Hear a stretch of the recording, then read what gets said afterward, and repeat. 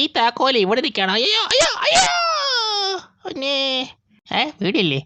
പിന്നെ പഴയ ജിംനാസ്റ്റിക് നെക്ലസിനോട് അവൻ്റെ ഒക്കെ കളി.